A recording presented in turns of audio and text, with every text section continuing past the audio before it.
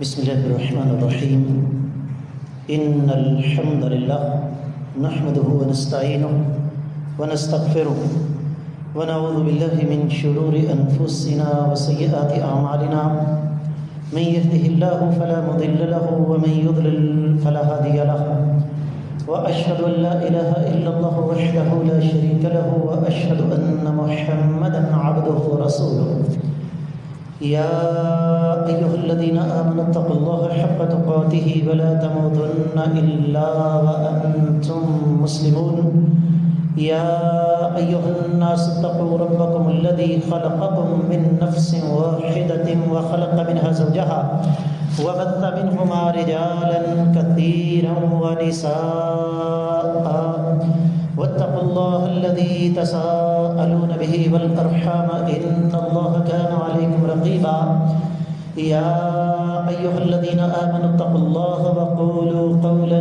سديدا يصلح لكم أعمالكم ويغفر لكم ذنوبكم ومن يطع الله ورسوله فقد فاز فوزا عظيما أما بعد فإن خير الحديث كتاب الله وخير الهدي هدي محمد صلى الله عليه وسلم وشر الأمور محدثاتها وكل محدثة بدعة وكل بدعة ضلالة وكل ضلالة في النار. قال الله عز وجل بعد أعوذ بالله السميع العليم من الشيطان الرجيم بسم الله الرحمن الرحيم قاف والقرآن المجيد بل عجبوا أن جاءهم منذر منهم فقال الكافرون هذا شيء عجيب أإذا متنا وكنا ترابا ذلك رجع بعيد قد علمنا ما تنقص الأرض منهم وعندنا كتاب حفيظ بل كذبوا بالحق لما جاءهم فهم في أمر مريج أفلم ينظروا إلى السماء فوقهم كيف بنيناها وزيناها وما لها من فروج والأرض مددناها وألقينا فيها رواسي وأنبتنا فيها من كل زوج بهيج تبصرة وذكرى لكل عبد منيب ونزلنا من السماء ماء مباركا فأنبتنا به جنات وحب الحصيد والنخل باسقات لها طلع نضيد رزقا للعباد وأحيينا به بلدة ميتا كذلك الخروج كذبت قبلهم قوم نوح وأصحاب الرس وثمود وعاد وفرعون وإخوان لوط وأصحاب الأيكة وقوم تبع كل كذب الرسل فحق وعيد أفعينا بالخلق الأول بل هم في لبس من خلق جديد ولقد خلقنا الإنسان ونعلم ما توسوس به نفسه ونحن أقرب إليه من حبل الوريد إذ يتلقى المتلقيان عن اليمين وعن الشمال قعيد ما يلفظ من قول إلا لديه رقيب عتيد وجاءت سكرة الموت بالحق ذلك ما كنت منه تحيد ونفخ في الصور ذلك يوم الوعيد وجاءت كل نفس معها سائق وشهيد لقد كنت في غفلة من هذا فكشفنا عنك غطاءك فبصرك اليوم حديد وقال قرينه هذا ما لدي عتيد ألقيا في جهنم كل كفار عنيد مناع للخير معتد مريب الذي جعل مع الله إلها آخر فألقياه في العذاب الشديد قال قرينه ربنا ما أطغيته ولكن كان في ضلال بعيد قال لا تختصموا لدي وقد قدمت إليكم بالوعيد ما يبدل القول لدي وما أنا بظلام للعبيد يوم نقول لجهنم هل امتلأت وتقول هل من مزيد وأسلفت الجنة للمتقين غير بعيد هذا ما توعدون لكل أواب حفيظ من خشي الرحمن بالغيب وجاء بقلب منيب ادخلوها بسلام ذلك يوم الخلود لهم ما يشاءون فيها ولدينا مزيد وكم أهلكنا قبلهم من قرن هم أشد منهم بطشا فنقبوا في البلاد هل من محيص إن في ذلك لذكرى لمن كان له قلب أو ألقى السمع وهو شهيد ولقد خلقنا السماوات والأرض وما بينهما في 6 أيام وما مسنا من لغوب فاصبر على ما يقولون وسبح بحمد ربك قبل طلوع الشمس وقبل الغروب ومن الليل فسبحه وأدبار السجود واستمع يوم ينادي المناد من مكان قريب يوم يسمعون الصيحة بالحق ذلك يوم الخروج إنا نحن نحيي ونميت وإلينا المصير يوم تشقق الأرض عنهم صراعا ذلك حشر علينا يسير نحن أعلم بما يقولون وما أنت عليهم بجبار فذكر بالقرآن من يخاف وعيد. معزز خواتین و حضرات، میں سب سے پہلے اپنے آپ کو اور اس کے بعد آپ سب لوگوں کو اللہ ملک العلم رب ذوالجلال والاکرام سے ڈرنے کی تلقین کرتا ہوں، اور جو انسان اللہ تعالیٰ سے ڈرتا ہے، رب کائنات اس پر جو ان گنت لاتعداد بے شمار انعامات کرتے ہیں، ان میں سے ایک یہ بھی ہے کہ اللہ سے ڈرنے والا انسان اپنے محسنوں کی قدر کرتا ہے، اپنے محسنوں کو یاد رکھتا ہے۔ آج 22 ربیع الاول 1446 ہجری، دوسری طرف 27 ستمبر 2024 عیسوی، اور ہمارا آج کا موضوع صدیق کائنات سیدنا ابوبکر رضی اللہ تعالی عنہ کے خاندان کے امت مسلمہ پر احسانات۔ یاد رہے آج کے جمعے میں ہم سیدنا ابوبکر صدیق رضی اللہ تعالی عنہ کی ذات کا کوئی تذکرہ نہیں کریں گے، بات ہوگی صرف اس عظیم ہستی کے خاندان کی۔ اس لیے کہ ہر مسلمان کو اس بات کا علم ہونا چاہیے کہ رفیق نبوت، خادم نبوت، دنیا کے ساتھی، قبر کے ساتھی اور جنت کے ساتھی، صرف اکیلے اس سفر میں اسلام کے لیے قربانیاں پیش نہیں کرتے رہے، بلکہ اللہ کے رسول صلی اللہ علیہ وسلم اور صحابہ کرام رضوان اللہ علیہم اجمعین، ان کے لیے اس عظیم انسان کا پورا خاندان قربانیاں پیش کرتا رہا ہے۔ اگر آپ کو یاد ہو تو پرانی بات ہے، کم و بیش 12 سال سے زیادہ عرصہ گزر چکا، ہم نے نبی علیہ الصلوۃ والسلام کی سیرت کا ایک موضوع شروع کیا تھا۔ کافی عرصہ اس پر جمعے کے خطبے چلتے رہے، اور اسی دوران میں نے آپ کے سامنے یہ تذکرہ کیا، حدیث مبارکہ صحیح بخاری میں موجود ہے کہ آقا علیہ الصلوۃ والسلام نے کس انداز سے اپنی ہجرت کے سفر کی تیاری کی۔ آئیے ذرا تاریخ کی کتابوں سے جائزہ لیتے ہیں۔ جب آقا علیہ الصلوۃ والسلام ہجرت کے لیے تیاری کر رہے تھے تو نبی کریم صلی اللہ علیہ وسلم کی جلیل القدر صحابیہ، ایک نہیں دو، ان میں سے ایک ام المومنین سیدہ عائشہ رضی اللہ تعالی عنہا، اور دوسری ان کی بہن سیدہ اسماء بنت ابی بکر رضی اللہ تعالی عنہا، جن کو اللہ نے بہت سارے اعزازات سے نوازا، صدیق کائنات کی لخت جگر، باپ، نبوت کا رفیق بھی، ساتھی بھی، خادم بھی، اور پھر سیدنا زبیر بن عوام رضی اللہ تعالی عنہ کی بیوی، باپ بھی عشرہ مبشرہ میں اور شوہر بھی عشرہ مبشرہ میں، پھر سیدنا عبداللہ بن زبیر اور سیدنا عروہ بن زبیر رضی اللہ تعالی عنہما جیسی عظیم شخصیات کی ماں، ان دونوں بہنوں نے مل کر آقا علیہ الصلوۃ والسلام کے لیے سفر کا سامان تیار کیا۔ سوچنے کی بات ہے نا، ہمیں تو اتنا پتہ ہے جو کچھ ہم نے پڑھا تھوڑا بہت یا سنا کہ نبی علیہ الصلوۃ والسلام سیدنا ابو بکر صدیق رضی اللہ تعالیٰ عنہ سمیت غار ثور میں کتنے دن رہے جی؟ 3 دن۔ اب 3 دن بغیر کھائے پیے تو کوئی نہیں رہ سکتا۔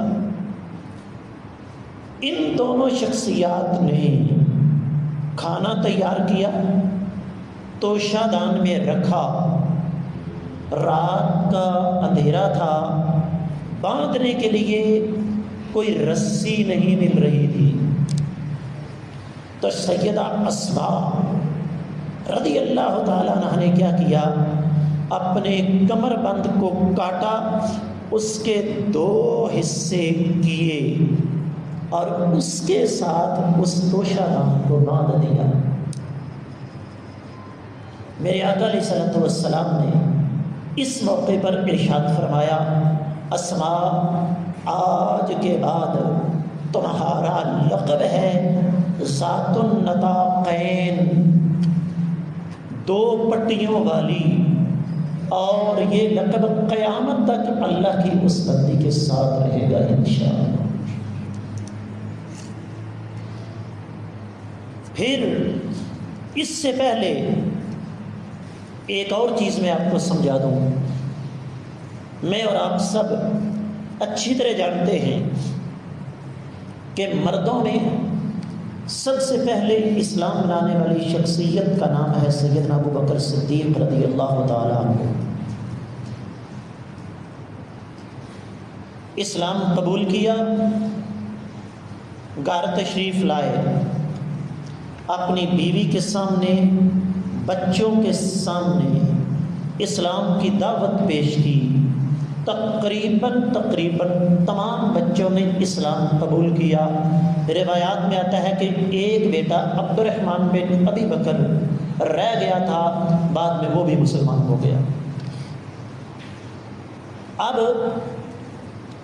پہلا واقعہ آپ نے سنا سیدہ اسماء رضی اللہ تعالیٰ عنہا کا، اور جن لوگوں نے خود جا کر غار ثور کو دیکھا ہے وہ اس بات کو اچھی طرح جانتے ہیں کہ آج بھی وہاں پر دن کی روشنی میں پہنچنا اتنا آسان کام نہیں ہے۔ میں نے اپنی آنکھوں سے وہاں لوگوں کو گر کر اپنی ٹانگیں تڑواتے ہوئے دیکھا ہے، لیکن ہوتا کیا تھا؟ سیدنا عبداللہ بن ابی بکر جو کہ سیدنا ابو بکر رضی اللہ تعالیٰ عنہ کے لختے جگر، کیا کرتے؟ سارا دن مکہ والوں کی مجلسوں کے اندر گھومتے پھرتے رہتے، ان کی باتیں سنتے، کیا سازشیں کر رہے ہیں، کیا منصوبے بنا رہے ہیں، اور پھر رات کے اندھیرے میں بذات خود اپنے گھر سے کھانا تیار کروا کر ان سنگلاخ پہاڑوں کے اوپر چڑھ کے جہاں دن کے وقت پہنچنا تقریباً ناممکن نہیں تو مشکل ضرور ہے، وہاں جا کر صرف کھانا ہی نہیں پہنچاتے بلکہ ایک سچے جاسوس اور فرد شناس خبر رساں کا فریضہ سر انجام دیتے ہوئے کائنات کے امام صلی اللہ علیہ وسلم کو یہ بتاتے کہ آپ نے جو ذمہ داری مجھے عطا فرمائی ہے، آپ نے جو ذمہ داری میرے اوپر ڈالی ہے، میں اس کو احسن انداز سے نبھا رہا ہوں۔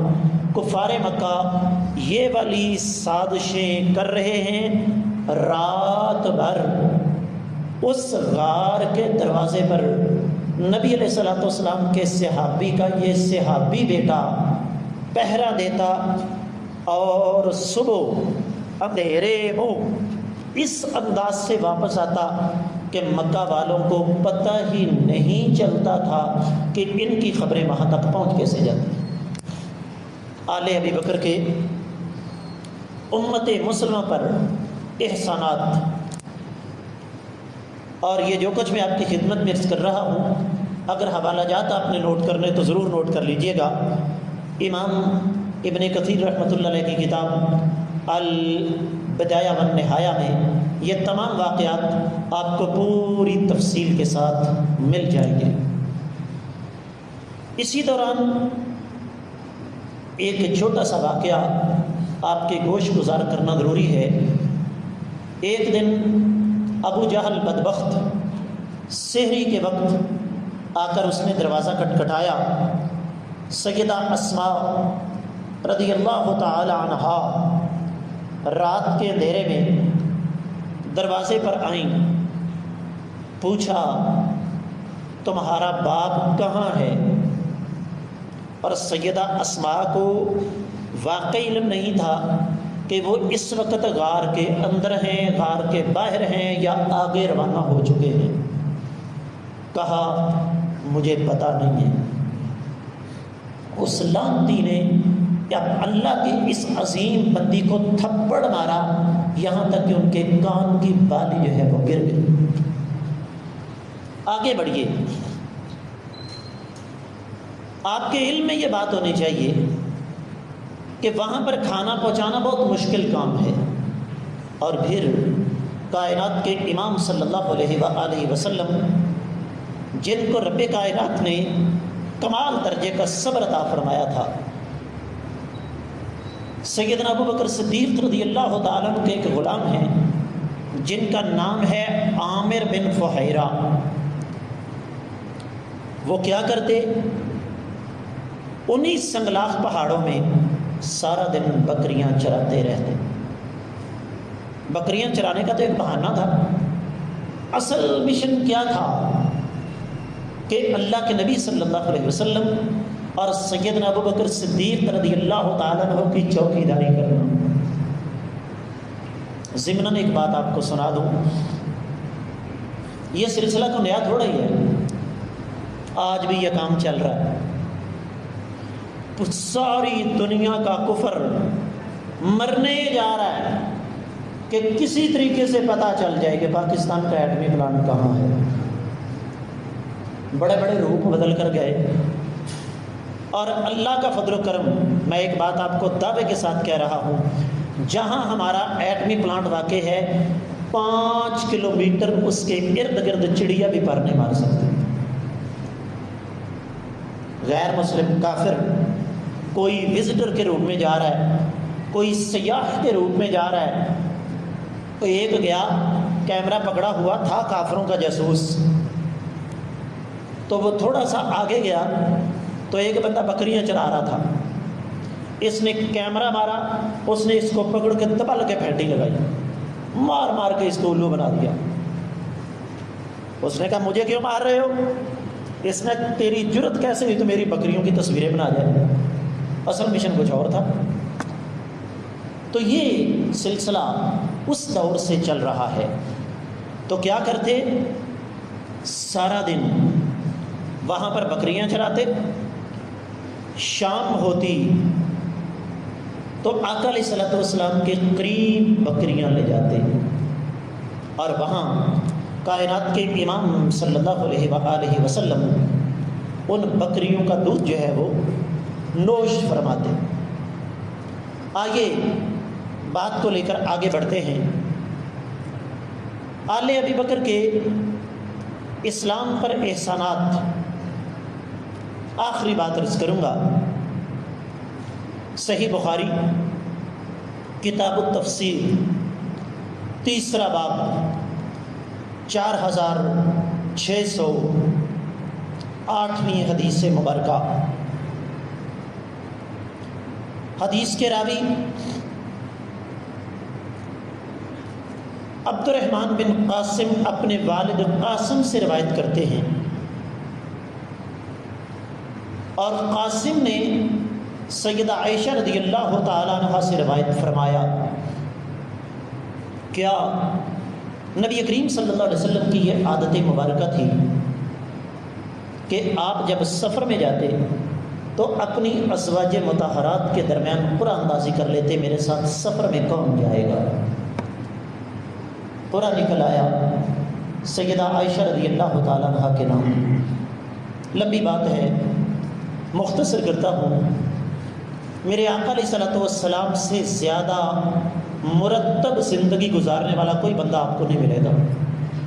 ہماری زندگی کوئی ترتیب نہیں ہے، ہماری زندگی میں ایک لفظ سب سے زیادہ شامل ہے، او خیر صلی اللہ۔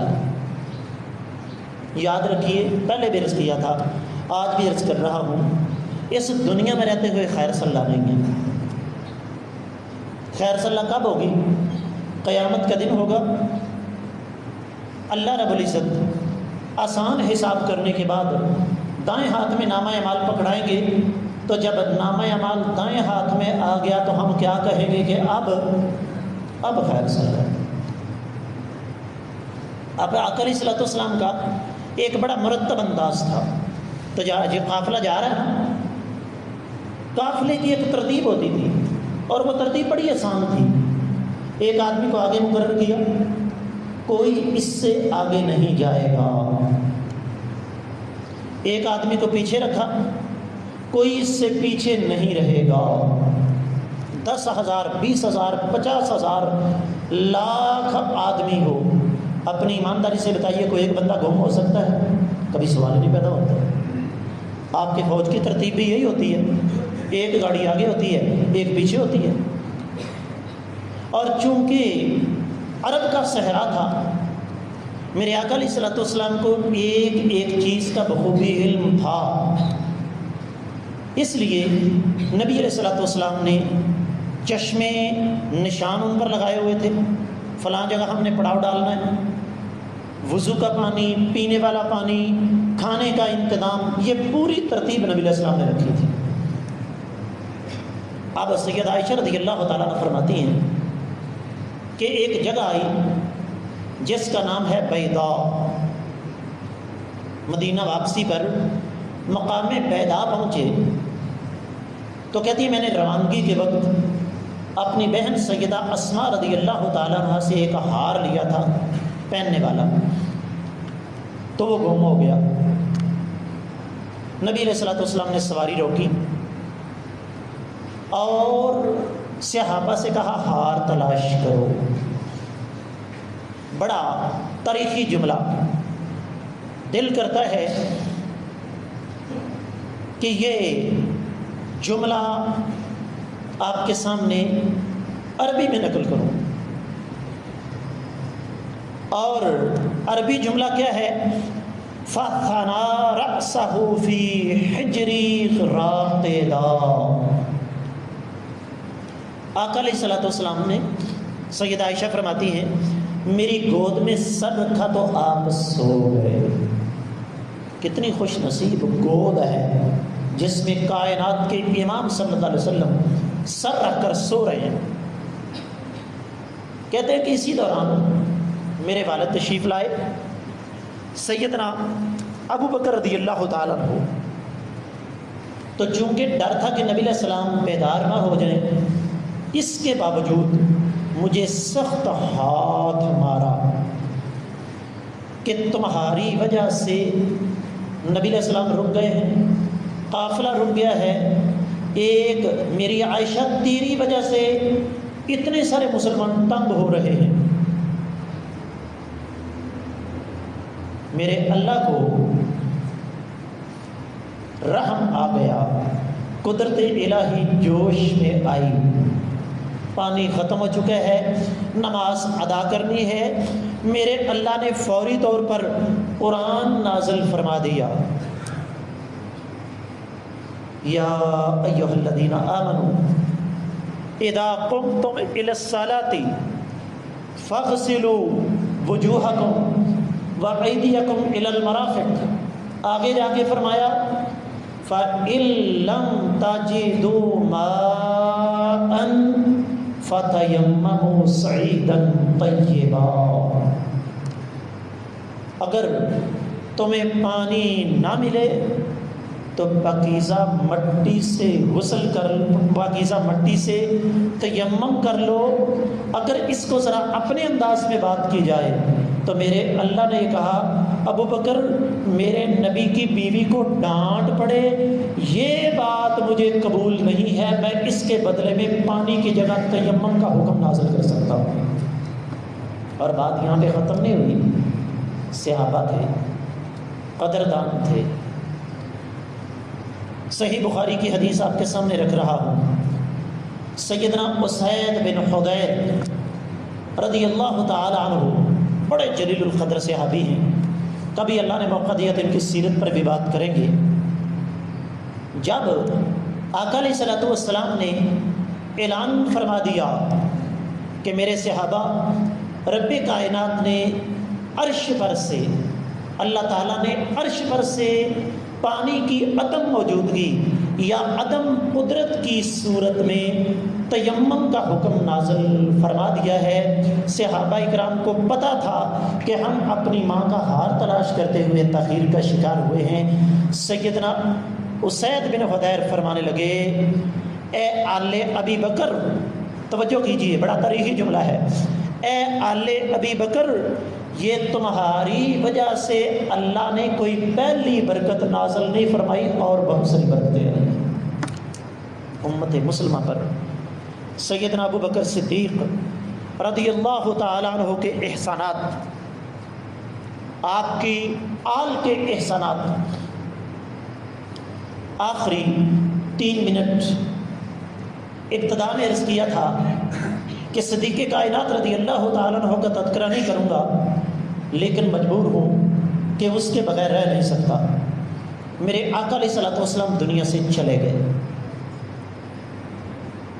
منافقین کو موقع ملا، مکہ والوں کے پاس گئے، کہنے لگے نبی علیہ السلام مکہ میں پیدا ہوئے، تمہارے اندر جوانی گزاری، بچپن گزارا، لڑکپن گزارا، نبوت ملی، یہ مدینہ کے کسان تم پر حکومت کر جائیں، یہ بڑا گندا اور بڑا بےہودہ نشہ ہے چودراہٹ کا۔ یہ جو چودراہٹ ہے نا، یہ تباہ کر دیتی ہے بندے کو۔ اور مدینہ والوں کے پاس گئے، کہنے لگے دیکھو یہ مکہ والے لٹے پٹے آئے تھے، نہ ان کے پاس گھر، نہ ان کے پاس مال، نہ کوئی ٹھکانہ، تم نے ان کو جگہ دی اور آج یہ تم پر حکمران بن جائیں۔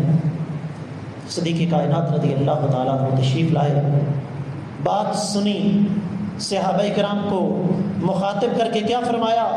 سنو، نبی علیہ الصلوۃ والسلام کا فرمان ہے کہ خلیفہ قریشیوں میں سے ہوں گے۔ تمام کے تمام اہل مدینہ خاموش ہو کر بیٹھ گئے، کہا جس کو مرضی خلیفہ بناؤ۔ نبی علیہ الصلوۃ والسلام کا فرمان آ گیا، ہم ایک لفظ اپنی زبان سے ادا نہیں کر سکتے۔ پھر مزید آگے بڑھیے، میرے آقا علیہ الصلوۃ والسلام نے اپنی مبارک زندگی میں آخری لشکر روانہ کیا سیدنا اسامہ رضی اللہ تعالیٰ عنہ کی قیادت میں۔ اسی دوران زکوٰۃ نہ دینے والوں کا فتنہ اٹھا، اسی دوران مرتد دین کا فتنہ اٹھا، اسی دوران جھوٹے داعیان نبوت کا فتنہ اٹھا۔ سیدنا عمر رضی اللہ تعالیٰ عنہ بڑی جلالی طبیعت کے مالک تھے، اپنے طور پر انہوں نے مصلحت کے تقاضوں کو مد نظر رکھتے ہوئے یہ کہہ دیا کہ ابو بکر اس وقت ان تمام محاذوں کو کھولنا مناسب نہیں ہے۔ فرمایا عمر سنو، جس لشکر کو میرے آقا علیہ الصلوۃ والسلام نے اپنے ہاتھوں سے روانہ کیا میں اسے پلٹا نہیں سکتا۔ واللہ لا اقاتلن من فرق بین الصلاۃ والزکاۃ، اللہ کی قسم جو بد نصیب نماز ادا کرے گا زکوٰۃ ادا نہیں کرے گا میں اس کے خلاف لڑائی کروں گا۔ ایک رسی بھی اگر زکوٰۃ کی مد میں دیتا تھا، اگر نہیں دیتا تو میں اس کی گردن اڑا دوں۔ اور وقت نے ثابت کیا کہ صدیق کائنات رضی اللہ تعالیٰ عنہ کا یہ فیصلہ درست تھا۔ معزز خواتین و حضرات، آخری 30 سیکنڈ میں ایک سوال آپ کے لیے چھوڑ رہا ہوں۔ وہ بھی مسلمان تھے، ہم بھی مسلمان ہیں، وہ بھی کلمہ گو تھے، ہم بھی کلمہ گو ہیں۔ ان کا بھی مقصد یہی تھا کہ اللہ ہمیں جنت میں داخل کر دے، ہمارا مقصد بھی یہی ہے۔ ان کا کردار کیا تھا، ہمارا کردار کیا ہے، وہ کیا کچھ کر گئے، ہم دین کے لیے کیا کر رہے ہیں، اس پر غور فرمائیے۔ اللہ سمجھنے کی توفیق عطا فرمائے۔